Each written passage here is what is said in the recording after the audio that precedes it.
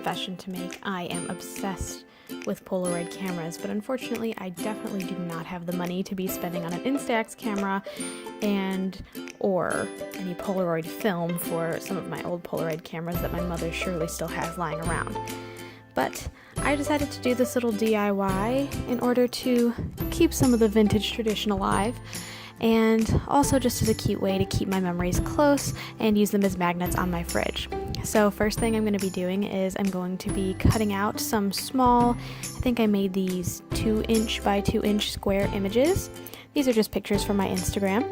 After that, I'm going to be sizing them up on this piece of foam board that I used for my cap when I decorated my cap. And I'm just going to kind of extend it past and leave this little space for a caption like they had at the bottom of the old Polaroid cameras.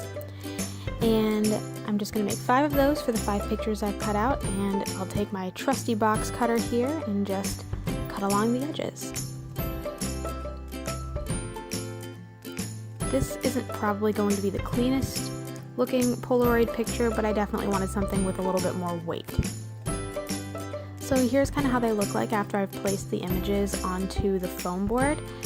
I've picked out my most straight edges, and I made a couple of extras because some of them didn't turn out super great. Just hot glued the pictures in there, and next I'm taking these sticky magnets that I had just laying around from some old projects, and I'm just going to kind of take this adhesive backing off and just kind of pop them onto the back. If you want a stronger hold, or if you don't have a sticky magnet, you can always just hot glue this on as well. And with that said, these are essentially done. I just took some pens and wrote in some captions onto the bottoms with some dates as well, just for the sake of keeping my memories alive.